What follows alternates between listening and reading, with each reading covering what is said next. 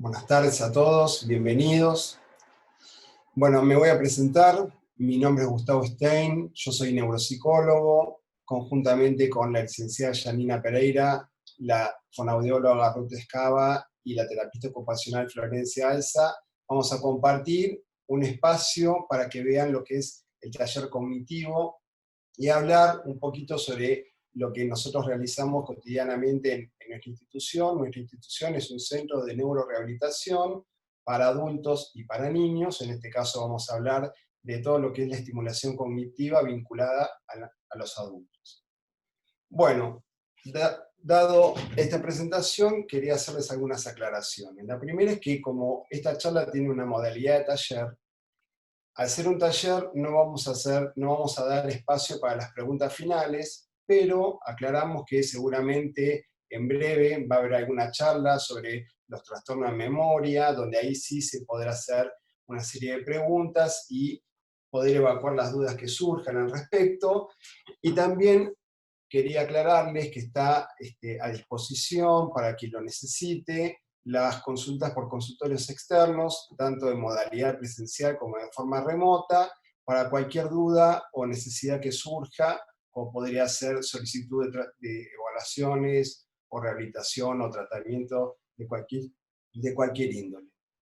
Por otro lado, la idea de la charla es básicamente hacer un mix entre hablar sobre ciertas generalidades respecto a lo que es el espectro cognitivo y también hacer trabajos, ¿sí?, como para realizar actividades lúdicas y poder poner digamos, en práctica todas estas cosas que nosotros vamos a charlar hoy de manera teórica.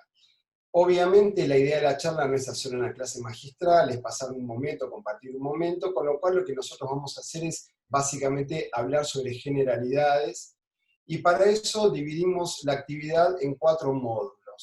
Primero vamos a hacer una introducción sobre conceptos básicos, sobre neuropsicología, funciones cognitivas y demás. Después yo voy a hablar sobre atención, la licenciada Janina Pereira hablará sobre memoria, la fonoaudióloga Ruth Escava hablará sobre lenguaje, y finalmente la terapista ocupacional Florencia Alza hablará sobre funciones ejecutivas.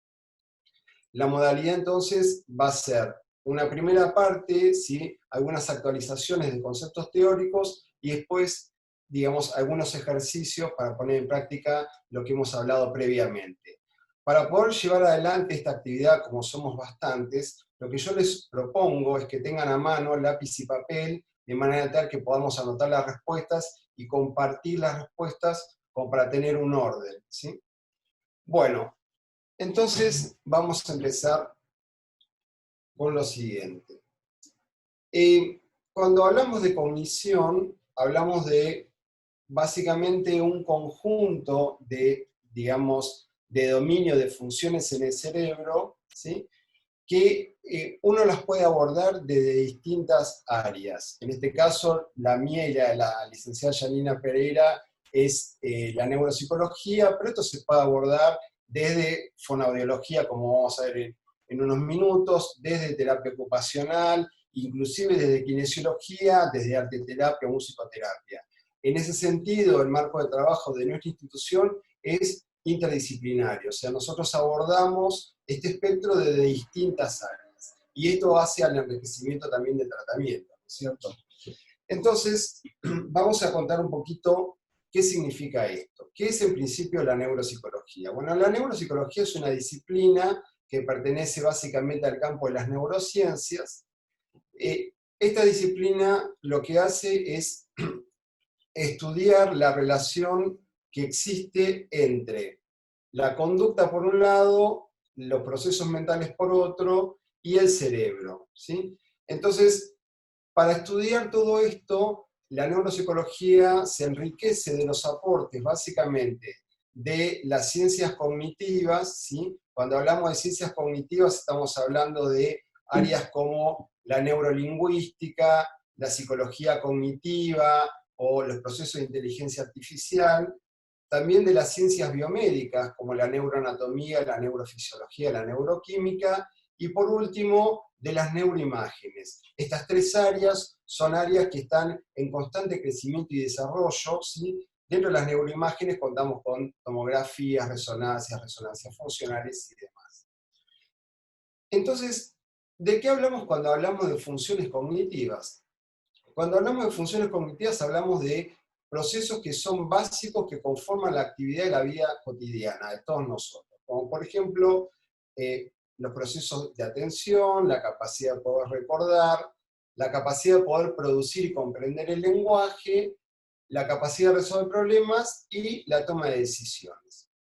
Como yo les comentaba al principio de la charla, la manera de dividir esto, ¿sí?, implica básicamente un proceso netamente pedagógico. O sea, nosotros necesitamos dividir las áreas para poder explicar con claridad en qué consiste cada una de ellas. Pero en la realidad, digamos, todos estos procesos tienen un mecanismo sinérgico, o sea, hay un mecanismo colaborativo. Es decir, nadie podría suponer que una persona puede tomar adecuadamente una decisión si no se basa en muchos de estos conceptos que tenemos a la vista, ¿sí? Entonces, los neuropsicólogos, además, sabemos dos cosas. La primera es que todo esto que estuvimos charlando recién se engloba en un concepto mucho más abarcativo que se llama neuroplasticidad. ¿Qué es la neuroplasticidad? Son los mecanismos, digamos, moleculares y los sustratos funcionales y anatómicos que permiten que el cerebro vaya trazando nuevas conexiones reflejando la experiencia del aprendizaje. O sea, cada vez que nuestro cerebro aprende algo nuevo, se adapta a algo nuevo, en nuestro cerebro algo se puede conectar de una manera diferente. Entonces este es uno de los basamentos de todo el tratamiento de los procesos de rehabilitación en los procesos cognitivos. Es decir que, digamos, todo el proceso de la neuromodulación de lo que es el aprendizaje, uno podría catalogarlo como experiencia dependiente, ¿sí? A medida que nosotros vamos pasando por ciertas experiencias, nuestro cerebro de alguna manera va dejando rastro a través de estas conexiones que venimos hablando.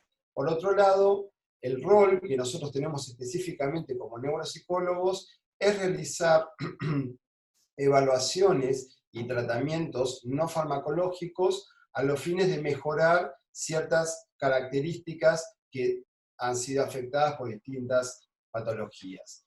Y una cuestión importante que me parece resaltar, las evaluaciones cognitivas, que es uno de los aspectos que realizamos habitualmente en Cienes, no reemplaza un proceso diagnóstico. Es decir, las evaluaciones cognitivas es una herramienta, ¿sí?, que necesita el médico en este caso, porque todos los diagnósticos son clínicos. Entonces las evaluaciones cognitivas son básicamente un recurso complementario que aporta para que el médico en este caso tenga la mayor cantidad de herramientas posibles y hacer el diagnóstico con la mayor precisión que se pueda. Bueno, dicho esto, vamos a pasar a hablar en principio del área que me incumbe hoy a mí, que es la atención. Entonces, nos preguntamos, ¿qué es básicamente la atención? Entonces, hay muchas formas de definir la atención, pero uno podría decir básicamente que es un estado de alerta o vigilancia que nos permite detectar señales. Esto es una forma de definirlo. Si nosotros quisiéramos ir un poquito más allá, podríamos decir que también es una capacidad que nos permite generar, seleccionar, dirigir y mantener un nivel de alerta adecuado para procesar una información relevante, ¿sí? Es decir, que nosotros, desde el punto de vista de las clasificaciones, no nos olvidemos que estamos hablando de aspectos generales, ¿sí? Esto es como una introducción a, en este caso, lo que es la atención. Yo con esto no intento definir ni abarcar todo lo que serían las definiciones de la atención en sí misma, sino hacer una aproximación. Entonces, desde este punto de vista, una de las formas de clasificarlo fácilmente es partiendo del foco, y en este caso hablaríamos de atenciones selectivas o divididas, o por el grado de control que tenemos sobre la misma. Y en este caso podríamos hablar de atención voluntaria o de atención involuntaria o automática. Entonces, cuando nosotros hablamos de atención selectiva, estamos hablando de la capacidad de poder centrar la atención en un estímulo o en un objetivo que para nosotros es relevante para llevar a cabo una conducta socialmente adaptada, ¿sí? O sea, una conducta dirigida a una meta que sea socialmente adaptada. En este sentido, para poder generar este proceso de atención selectiva, nosotros necesitamos la activación básicamente de este área que nosotros denominamos, el área de la corteza prefrontal. Y la atención selectiva no solamente necesita hacer foco en un estímulo determinado, sino además necesita inhibir al mismo tiempo una serie de estímulos relevantes, irrelevantes, que podrían actuar para nosotros como una especie de distractores. Entonces, para poder dirigir el foco a lo que nosotros queremos hacer, necesitamos justamente inhibir estas interferencias. Asimismo, esta atención selectiva, digamos, tiene 4 aspectos importantes. El aspecto sensorial, porque yo necesito redireccionar todos mis estímulos hacia, digamos, un objetivo particular. El proceso motor, porque toda respuesta que nosotros ejecutamos es básicamente movimiento. Entonces yo tengo que estar consciente de esta respuesta que ejecuto. El proceso emocional, porque obviamente que mi atención no solamente se dirige hacia lo externo, sino también hacia lo interno. Y en este sentido, la atención y la emoción siempre transitan de la mano. Y el otro aspecto son las representaciones internas. Vamos a ver un poquito, en un video, cómo funciona esta atención selectiva. En el video que vamos a presentar a continuación, lo que vamos a ver es un grupo de personas, ¿sí?, vestidas con ropa blanca en este caso, y que se están pasando una pelota de básquet entre ellas. Entonces se van a ir moviendo mientras pasan esta pelota. La idea de este ensayo es que ustedes puedan contar qué cantidad de pases se dan las personas que tienen solamente ropa blanca, la remera blanca, nada más que las que tienen la remera blanca. Así que les pido por favor que presten atención y traten de contabilizar cuántos pases se dan, ¿sí? Bueno, suerte, ¿eh? This is a test of selective attention. Count how many times the players wearing white pass the basketball.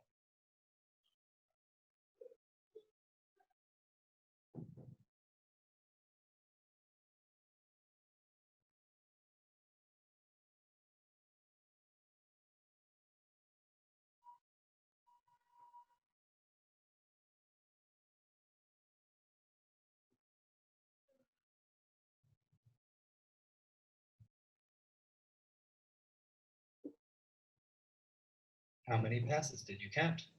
Bien, entonces, digamos, quiero que anoten ahora cuántos pases ustedes contabilizaron, ¿sí? Y ahora en un ratito me van a ir contando, ¿sí?, qué respuestas tomaron. Pero la gran pregunta que les quiero hacer no solamente es qué cantidad de pases contaron, sino lo que viene a continuación.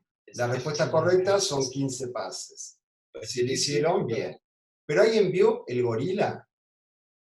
¿Alguien pudo ver un gorila que se paró frente a ustedes y se golpeó el pecho?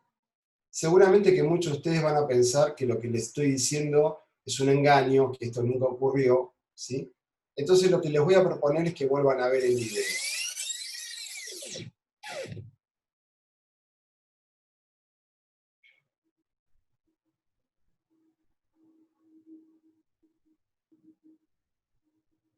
This video is from research by Daniel Simon.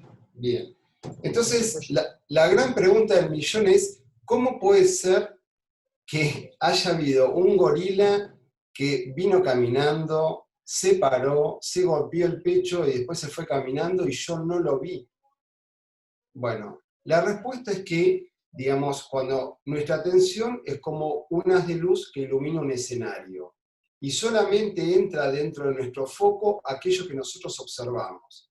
Entonces, uno claramente tiene la tendencia a creer que uno puede ver varias cosas al mismo tiempo. En realidad, yo puedo prestar atención a una sola cosa, por eso, en realidad, hay que ser honestos, yo fui un poco engañoso porque les pedí y les hice énfasis en que ustedes prestaran atención a las personas que tenían ropa blanca.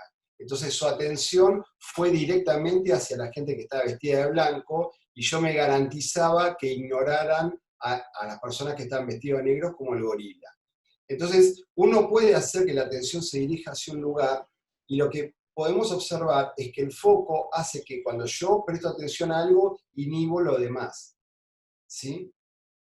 Eso es un ejemplo de lo que nosotros hablábamos recién, de lo que es la capacidad de seleccionar el foco, de prestar todos mis sentidos hacia ese estímulo, hasta tal punto que puede pasarme un gorila por delante y no verlo.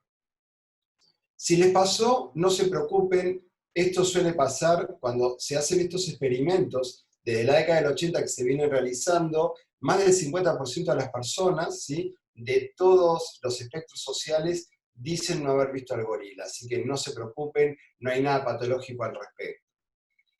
Hablando de los procesos del foco de la atención, recién hacíamos mención a la atención dividida.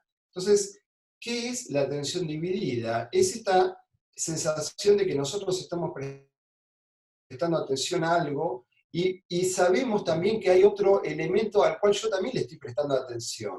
Entonces, esto significa que yo en realidad lo que estoy haciendo es dividir mi atención entre dos estímulos, ¿sí? Entre, por ejemplo, en este caso, leer y escuchar música. Y como son dos estímulos competitivos entre ellos, cuando yo divido mis recursos, también estoy disminuyendo en parte mi eficiencia.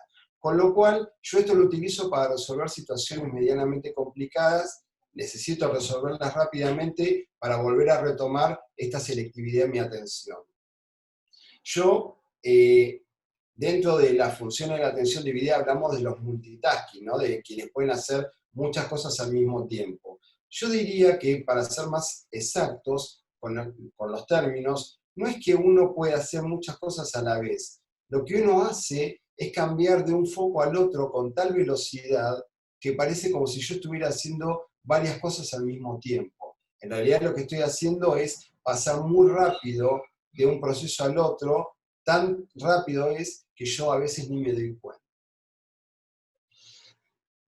Hablamos un poquito sobre el grado de control, ¿no? Nosotros, la otra gran clasificación de la atención tenía que ver con el grado de control. Entonces tenemos un grado de control voluntario, ¿sí?, que hace mención a la atención voluntaria.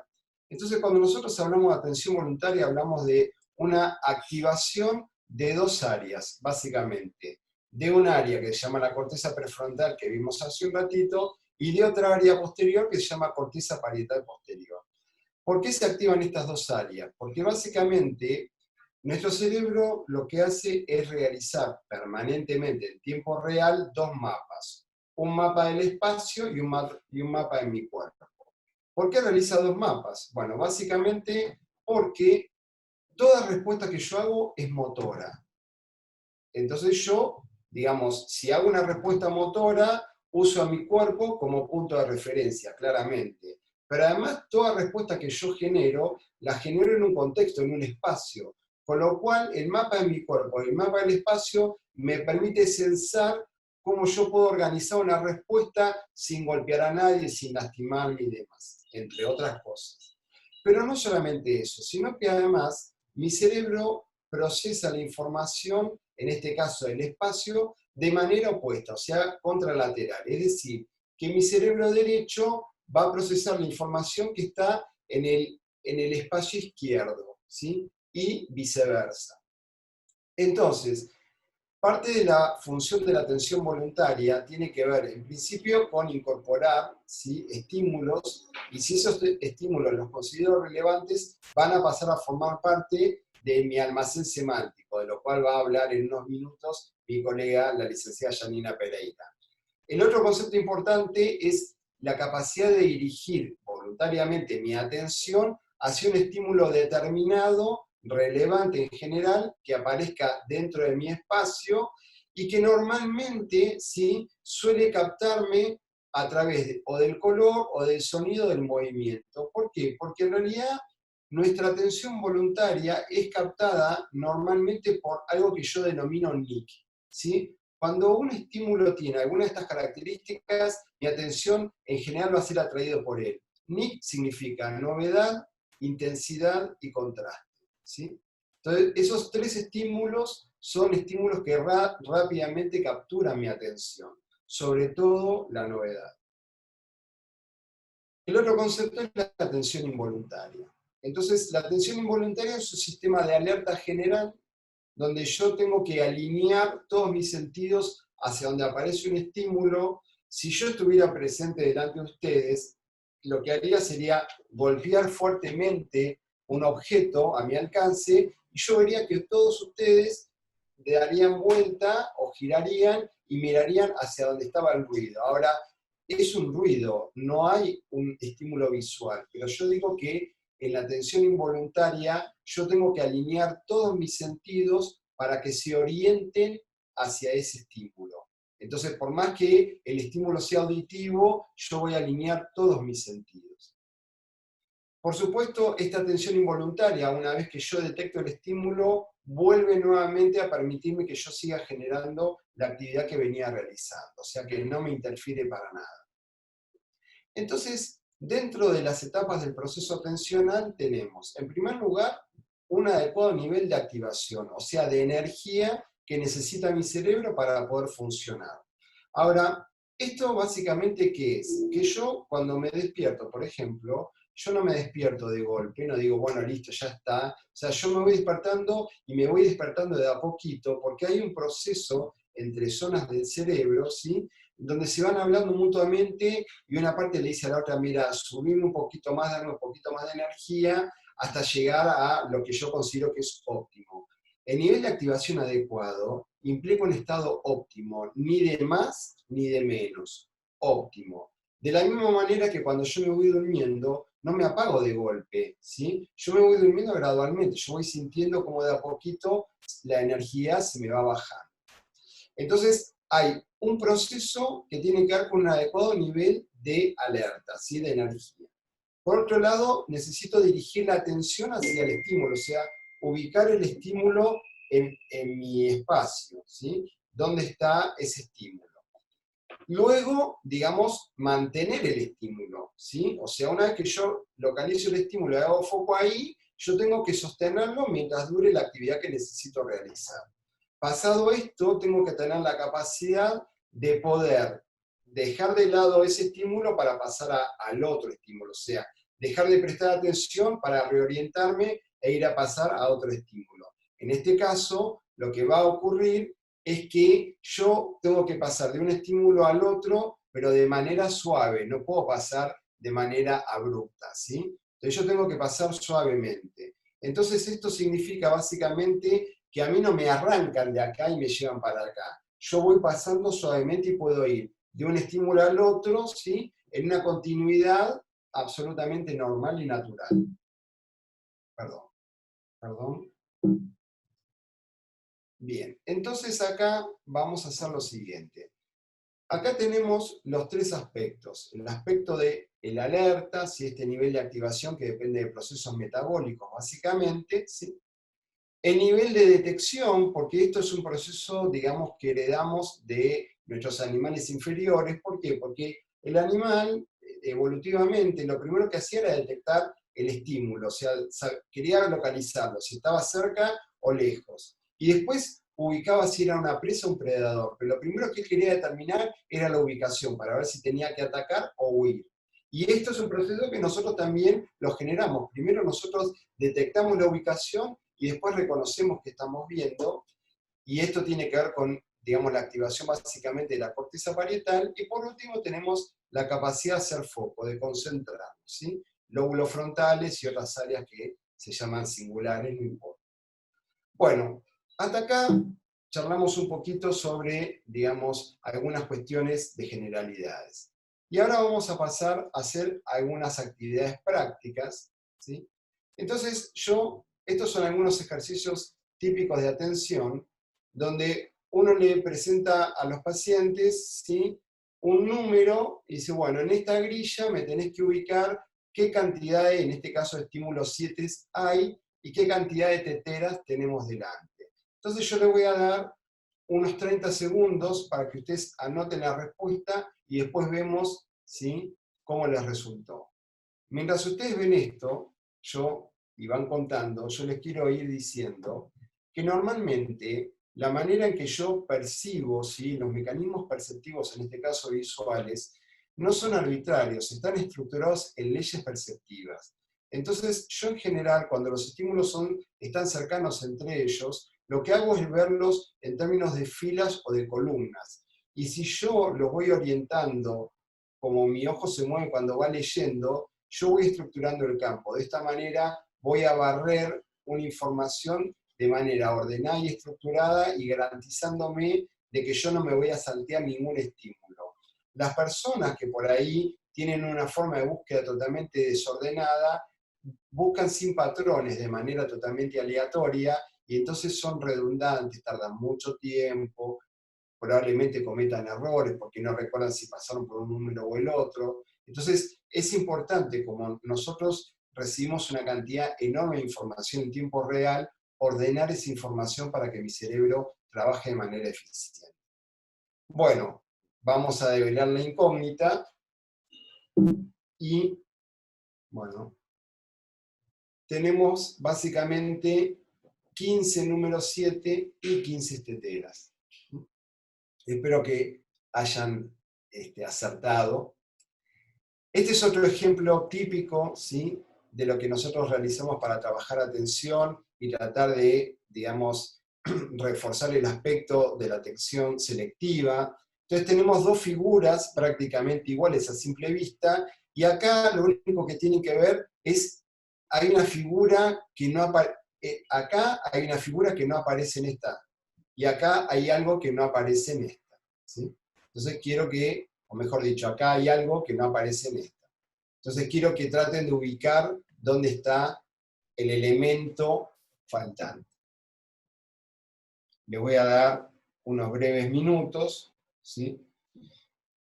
El ojo lo que hace básicamente en este caso es escanear, genera una hipótesis, ¿sí?, donde toma algunos aspectos que para mí son trascendentes, sobre eso genero una hipótesis, y después lo que hago es con mi movimiento ocular ir a chequear si esa hipótesis es correcta o no, ¿sí?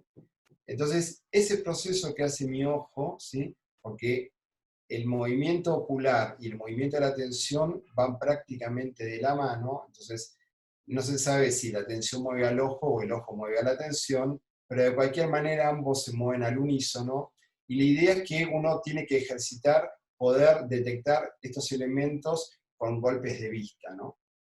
Bueno, vamos a develar estas incógnitas. Lamentablemente las figuras son un poco pequeñas. En este caso, tenemos este estímulo, ¿sí? Este elemento no se halla acá, y este es el elemento que faltaba. ¿Por qué? Porque normalmente nuestra atención busca más sentidos que detalles, entonces nosotros tenemos que ir adiestrándonos en la búsqueda de estos detalles. Vamos a seguir poniendo a prueba un poco nuestra atención.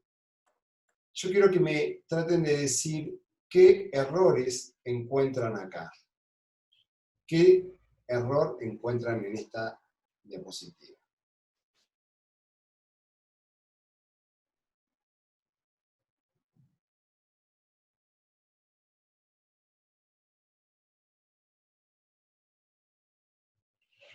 Es interesante jugar con esto porque, en general, en nuestra atención, lo que suele hacer nuestra atención, yo decía recién que busca más sentido que detalles, entonces nuestra atención permanentemente va a buscar patrones, ¿sí? Y en este caso el patrón que ustedes van a estar utilizando seguramente es contar los números, que en este caso están de 2 en 2, y preguntarse dónde está el error. Bueno, el error no está en el número, el error está en que acá hay un punto y no una coma. Entonces, nuevamente uno va jugando con estas paradojas de la atención. Ejemplo 2. Si esto fuera un microescolar, ¿sí?, hagamos de cuenta que esto fuera un microescolar, la gran pregunta es, ¿hacia dónde, a qué dirección se dirige el micro? ¿Hacia la izquierda o hacia la derecha? Yo les quiero aclarar, para que no se pongan mal, que esta pregunta me la había hecho a mí un sobrino cuando estaba en primer grado, sala de 5, casi primer grado, me lo preguntó hace muchos años, yo me estuve devanando los sesos, haciendo elucubraciones magistrales, y cuando me dio la respuesta me quería morir, por supuesto, no la encontré.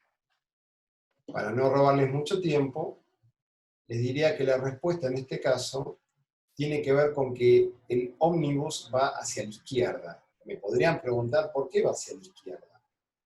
La respuesta es que va hacia la izquierda porque no se ve la puerta por donde entran los chicos. Entonces se supone que si el micro va hacia la izquierda, la puerta por donde entran los chicos está del otro lado y yo no la estoy viendo.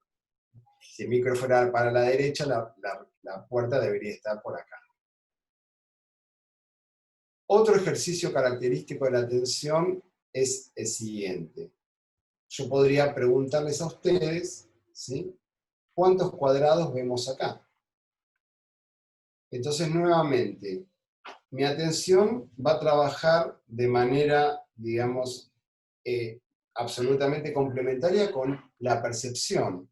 Y yo voy a tener una percepción lineal. Yo voy a ver esto y voy a decir, bueno, veo 1, 2, 3, 4, ¿sí? Pero después yo tendría que ir, ¿sí?, viendo que este es un cuadrado, este es otro cuadrado, el siguiente y el siguiente. Lo mismo acá, con lo cual me daría un total de 12.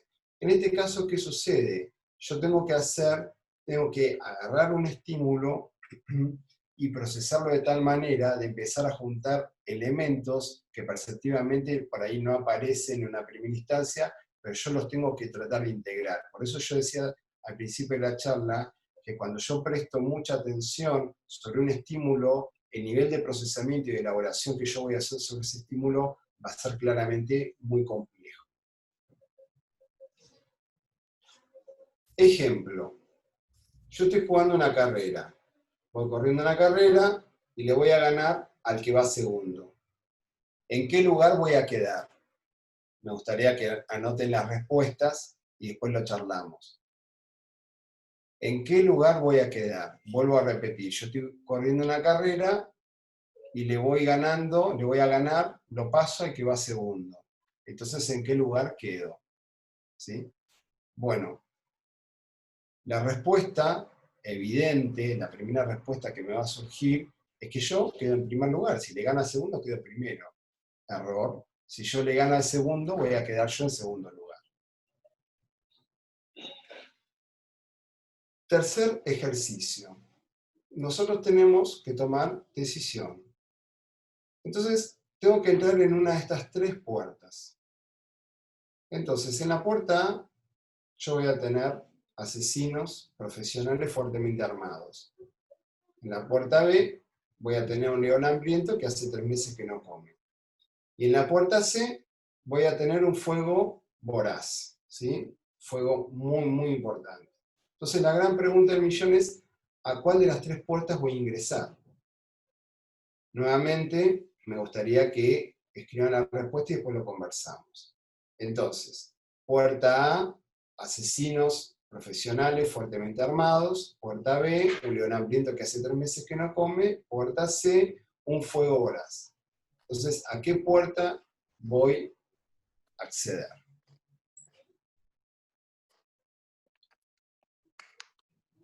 Fíjense que uno permanentemente lo que hace es jugar con la atención, va llevando la atención para el lado que uno quiere, ¿no es cierto?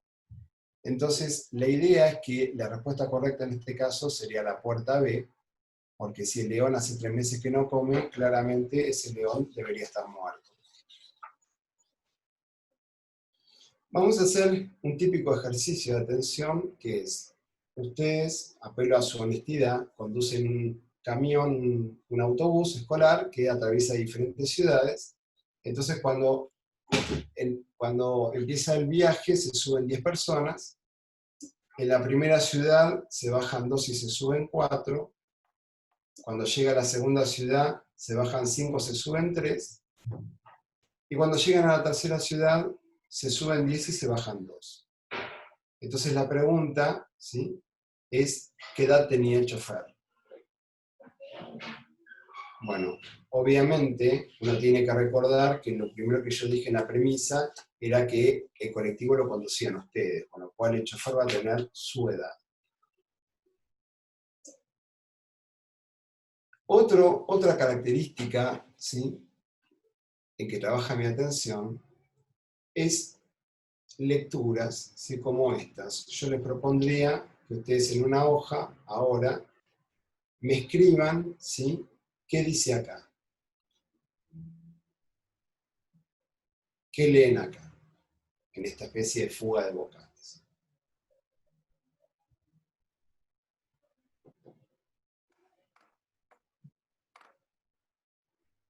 A continuación, una vez que terminan de hacer esto, les pediría ahora que me escriban qué dice acá, en esta lectura, ¿sí? En espejo, y encima con números.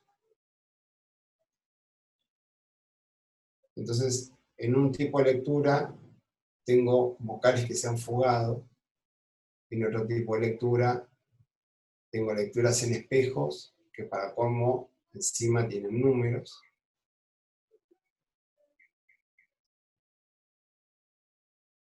Y ahora les pediría si pueden leer esto sin girar la cabeza, ¿no? Sin rotar la cabeza, sin invertir la cabeza. Quiero que lo lean como está. Fíjense que yo les pido que lean palabras sin vocales, lectura en espejo, compuesta encima por números, lectura invertida. ¿Por qué el cerebro puede hacer todo esto? Porque el cerebro básicamente, vuelvo a repetir, procesa sentidos, no procesa detalles. Entonces esto me permite a mí leer, aún en estas condiciones absolutamente impensadas. Casi llegando al final, los invitaría a que vean el venado. Y por último, vamos a hacer un pequeño cálculo mental. Para realizar este cálculo mental, les pediría dos cosas. La primera es que no usen ninguna calculadora, y la segunda es que tampoco lo anoten. Esto tiene que ser un cálculo mental, hecho de manera rápida, ¿sí? Y vamos a ver qué resultado les da. Entonces arrancamos teniendo 1000 pesos. Vamos a sumarle 40 a esos 1000 pesos. Después le sumamos 1000 pesos más. Por último le agregamos 30 y nuevamente 1000. Y finalmente le sumamos 20, después le sumamos 1000 y por último le agregamos otros 10. Me gustaría que anoten, por favor, qué resultado les dio. Puede ser que a más de uno le haya dado este resultado, 5000 pesos. En realidad no es 5000 el resultado correcto serían 4100 pesos. Bueno, hasta acá hemos llegado. Muchas gracias y después compartiremos algunos de los resultados de los ejercicios que hemos hecho. Gracias. Bueno, les voy a empezar a contar un poco acerca de qué se trata esta hermosa profesión, ¿sí? La terapia ocupacional, que muchas veces, muchas personas no saben, porque no es una carrera que tiene muchos años ni muy conocida, entonces creo que es una buena oportunidad para contarles. Es una profesión sociosanitaria, ¿sí? Que tiene como eje principal de intervención las ocupaciones.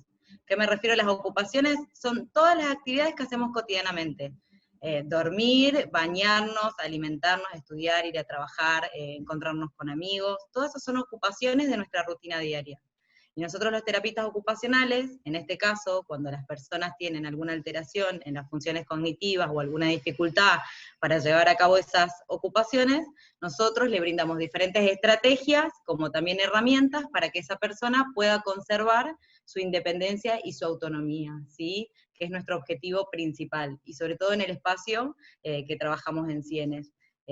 Siempre apostamos a que la persona pueda ser independiente en todas sus actividades. Hoy voy a hablar de qué se trata las funciones ejecutivas, ¿sí? Como mis compañeros estuvieron hablando de la memoria, la atención, el lenguaje, una de las funciones muy importantes a nivel cerebral son las funciones ejecutivas, ¿sí? Que podemos definirlas como un conjunto de procesos y operaciones que me permiten participar de estas ocupaciones que veníamos nombrando, ¿sí? Estas funciones se desarrollan en su máxima potencia los primeros 5 años de vida. A medida que vamos creciendo y aprendiendo, se van creando nuevos esquemas y otros mecanismos de acción, ¿sí? Se van perfeccionando. Acá puse una imagen que quiero que la miren en la pantalla, que me parece muy gráfica. La psicóloga Deborah Philip desarrolló hace muchos años una investigación acerca de cuál es el rol de las funciones ejecutivas. Y para poder entenderlos más fácil, compara al cerebro con un centro de control de tráfico aéreo, ¿sí? Y dice que este centro de control de tráfico aéreo, que sería como nuestro cerebro, va a ser encargado de lo que es la organización y la planificación, tanto de los aviones que van a aterrizar como de los aviones que se tienen que ir del aeropuerto. En sí podemos decir que la función principal de este centro de control es la organización y coordinación de toda la información y los múltiples estímulos que entran y salen de forma coordinada y eficiente. Porque si esta torre se llega a tener un error, o no sé, no prestó atención, o se olvidó de algo, o no comunicó algo, ¿qué va a pasar? Se puede ocasionar una catástrofe como, por ejemplo, que 2 aviones choquen. Entonces, para evitar esto, el centro de control tiene que funcionar de manera organizada. Entonces, con este ejemplo, ¿qué podemos decir? Que las funciones ejecutivas, su función principal, valga la redundancia, es formular, o sea, planificar, establecer posibles metas y objetivos que quiero cumplir, organizar toda la información para procesar una acción, ¿sí? Procesar mi conducta, o dirigirme a una meta, o participar de una ocupación. Vamos a poner el ejemplo para que se entienda. Hoy, para que todos estemos acá, tuvimos que primero contactarnos con Celia, conectarnos o pedir información si necesitábamos, después acordarnos de una hora, agendarnos en nuestro cronograma, en nuestra agenda, estar dispuestos a una hora para tener esta charla. Todo eso se encargan las funciones ejecutivas, de la planificación, de la organización y de poder ejecutar y que todos estemos reunidos acá, ¿sí? Esa es la función principal. Y todas estas funciones, yo no quise extenderme a nivel anatómico, se dan en el lóbulo frontal, en los lóbulos frontales, que son los encargados en sí de este funcionamiento, de la planificación, la regulación y de poder llevar la acción. Rápidamente, como Gustavo hoy al principio hablaba, que todas las funciones son necesarias y se interrelacionan y funcionan como sinergias, ¿sí? Los procesos de las funciones ejecutivas tienen 3 habilidades básicas que funcionan y se interrelacionan. Como podemos ver en el primer dibujito, está la atención flexible. ¿Qué es la atención flexible? Es lo que hablaba hoy Gustavo, es esa capacidad que voy a tener, por ejemplo, de poder adaptarme, ¿sí? Y poder cambiar el foco de atención o cambiar de actividad rápidamente. Entonces, la atención flexible me permite ir de una actividad a la otra, ¿sí? Adaptar tanto mi comportamiento como también mis pensamientos. Podemos poner un ejemplo, cuando vamos a realizar un deporte como el fútbol, ¿sí? Eso requiere de mucha atención flexible, ¿por qué? Porque tengo que dar respuesta a la pelota, que es mi estímulo. Entonces, depende de cómo viene la pelota, tengo que tener diferentes respuestas para que la actividad sea eficiente y meta muchos goles, ¿sí? Entonces, cuanto más flexibilidad atencional tengo, por ahí más probabilidades de meter un gol. Es muy importante. Después tenemos otra de las funciones importantes, que es la memoria de trabajo, que no lo voy a repetir porque ya mis compañeros estuvieron hablando mucho de memoria, pero acuérdense, la memoria de trabajo es esa capacidad de poder registrar, almacenar y recuperar toda la información. ¿Y para qué me sirven mis ocupaciones la memoria de trabajo? Para todo, para acordarme la secuencia de pasos, cómo hacerla, cuándo iniciar, cuándo finalizar.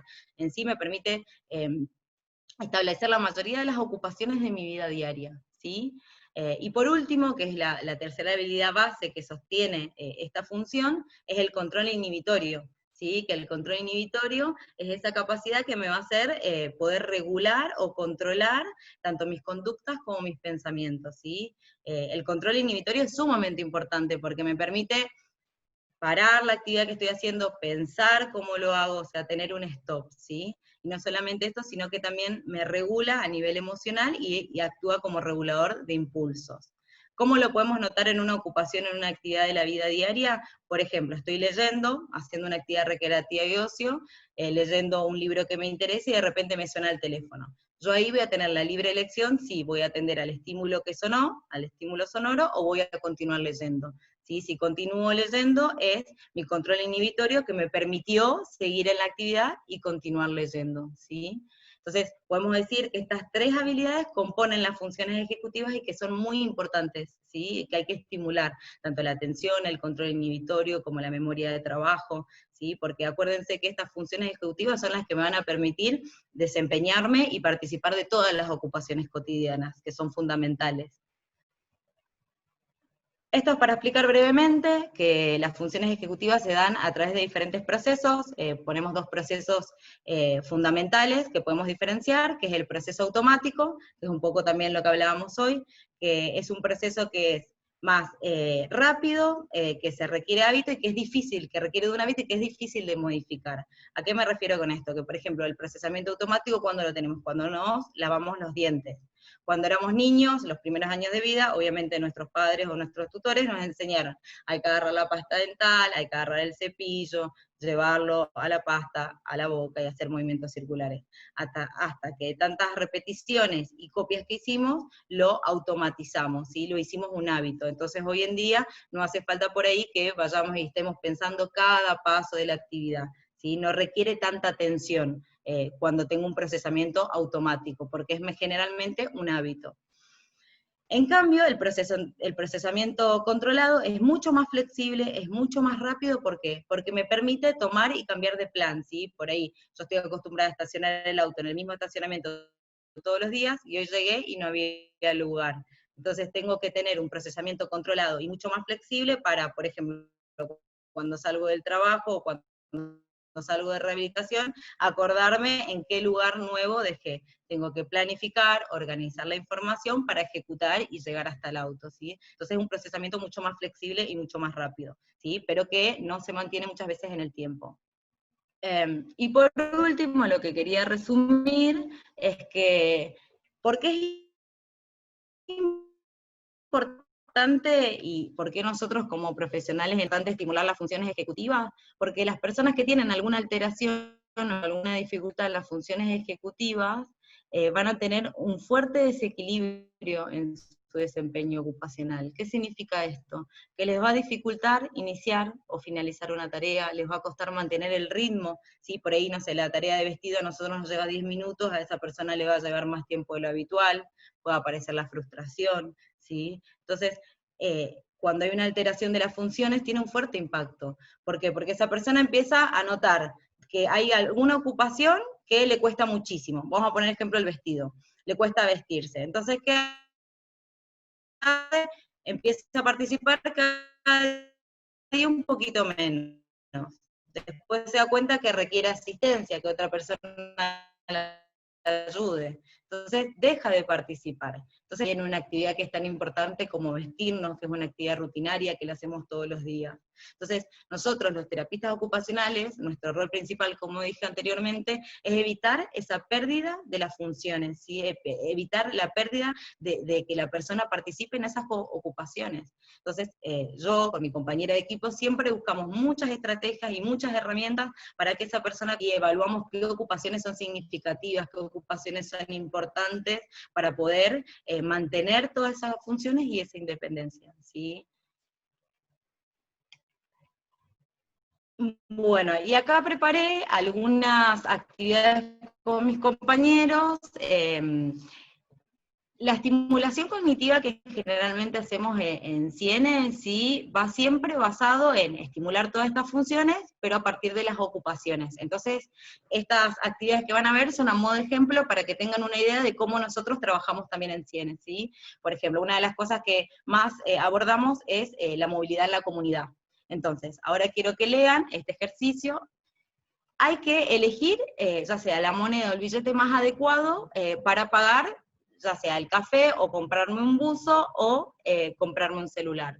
Entonces quiero que ustedes seleccionen y se escriban en su hojita con cuánto pagarían. Por ejemplo, el café. ¿Pagarían con 1 peso? ¿Pagarían con 10 pesos? ¿O pagaría con 100? Si sale 92,50. Y lo mismo vamos a hacer con el buzo y el celular. El buzo sale 780, ¿con qué billete o moneda pagarían? Y el celular igual. Les voy a dar unos segunditos, así se pueden anotar tranquilos.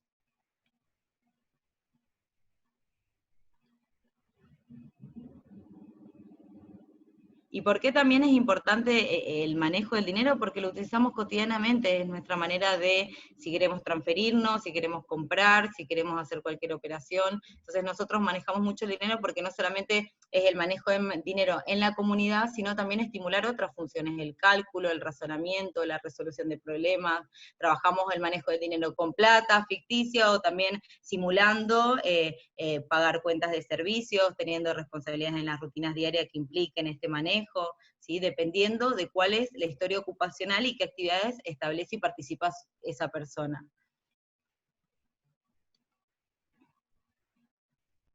Bueno, vamos a pasar. Las respuestas adecuadas, que el café, el billete más adecuado para pagar, es el de 100 pesos, ¿sí? Porque alcanzó a pagar los 92,50. El buzo, sí, los voy a seleccionar el billete de 1000, porque me alcanza, y obviamente que después tengo que calcular cuánto vuelto me tienen que devolver por mi compra. Y por último, un celular, que requiere un mayor costo, voy a usar otra forma de pago, ya no monedas y billetes, sino que también puedo usar las tarjetas, ¿sí? Y ahí también, cuando estamos en terapia ocupacional y en las sesiones con el paciente, simulamos, bueno, en cuántas cuotas, si tienen descuentos, si no, y tienen que llevar toda la planificación y ejecución de esa operación, ¿sí? Así estamos estimulando todas las funciones cognitivas. Otra, como hablábamos hoy, que las funciones ejecutivas son muy importantes para la resolución de problemas. Entonces ahora quiero que ustedes se fijen en la primera columna, de mano izquierda, y seleccionen una opción para cada situación, ¿sí? Cada situación o problema que se me puede presentar en forma simulada. Por ejemplo, se me extravía la billetera. Entonces, ¿cuál es la opción de la segunda columna más apropiada para resolver? Se me pierde la billetera, voy caminando, voy en el colectivo, se me perdió. ¿Qué tengo que hacer? Denunciar la pérdida de tarjetas y denunciar la pérdida de la billetera y suspender las tarjetas, o utilizo un cronograma semanal y me anoto que lo perdí, o llamo a alguien y le cuento que perdí la billetera, ¿sí? Lo mismo.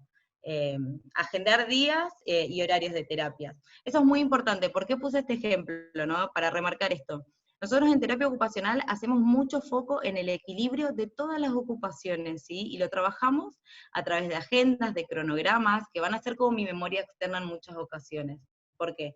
Para que yo tenga buenas funciones ejecutivas tengo que tener una buena planificación de mis actividades. O sea, sentarme, organizar, planificar, ver en qué momento los voy a hacer, ¿sí? Entonces también es uno de los pilares fundamentales para no tener alteraciones en las funciones ejecutivas. Muchas veces cuando carecemos de organización se nos juntan un montón de ocupaciones y en fin no terminamos haciendo ninguna. Como decía mi mamá, el que mucho abarca, poco aprieta. Por eso la organización es sumamente importante. Vamos a ver las respuestas, a ver de los que llegaron a contestar. Por ejemplo, si se me extravía la billetera, la opción más correcta para resolver ese problema sería denunciar la pérdida y el extravío de la billetera y suspender las tarjetas o la documentación que tenía en la billetera. Si tengo que agendar horarios y turnos de las diferentes terapias en mi cronograma, lo ideal sería utilizar un cronograma o una agenda personal para poder organizarme y tener un estímulo visual y un recordatorio, ¿sí? De todas las ocupaciones o de las consultas que tengo que hacer. Consultar los medios de transporte, eso es otra cosa que trabajamos mucho dentro de movilidad en la comunidad, de cómo ir a un punto en otro, buscar estrategias para transferirte en diferentes medios, ¿sí? Entonces, si quiero buscar un medio de transporte, puedo llamar a una línea que generalmente hay gratuita de parte del gobierno, o solicitar información, o también pedir ayuda. Antes se usaba la guía T, hoy en día estamos más actualizados y todos se empiezan a guiar por el celular, pero existen múltiples formas, ¿sí? Y por último, cocinar, que es una buena actividad para dar el ejemplo de las funciones ejecutivas, ¿por qué? Porque para cocinar necesito planificar una receta, comprar los ingredientes, contar con las medidas, o sea, estoy usando todas las funciones que venimos hablando. Entonces, para cocinar una receta, buscar una receta, comprar los ingredientes y seguir la secuencia. Ya, vamos terminando. Por último, otra actividad y otra ocupación fundamental son las tareas del hogar, ¿sí? En terapia ocupacional trabajamos todas las tareas del hogar que las personas realicen en su casa. Entonces, ¿cuál sería la secuencia para llevar la actividad de lavado de ropa? ¿Cómo lo ordenarían? ¿Cuelgo la ropa o primero la junto? Les voy a dar unos segunditos para responder. También pensemos cuáles son los elementos que necesitamos para la actividad.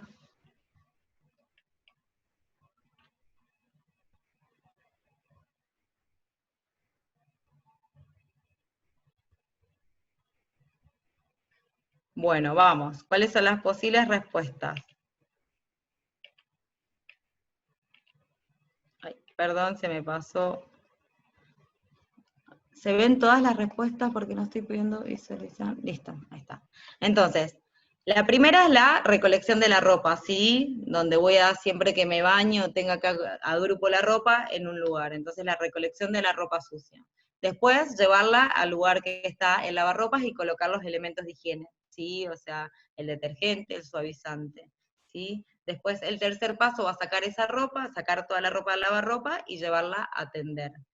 Entonces, a través de estos ejercicios, con muchos pacientes, trabajamos la secuencia y el ritmo de una actividad, cuáles son los pasos necesarios para completar esa actividad de manera eficiente y coordinada, ¿sí? Que muchas veces cuando hay una alteración de estas funciones, esa persona va a tener dificultad, y por ahí va a mezclar los pasos, o se va a olvidar de un paso, ¿sí? O por ahí directamente no sabe por dónde comenzar o finalizar. Entonces, esta secuencia y el ritmo de la actividad, mantenerla, es muy importante. Es otra manera de también estimular.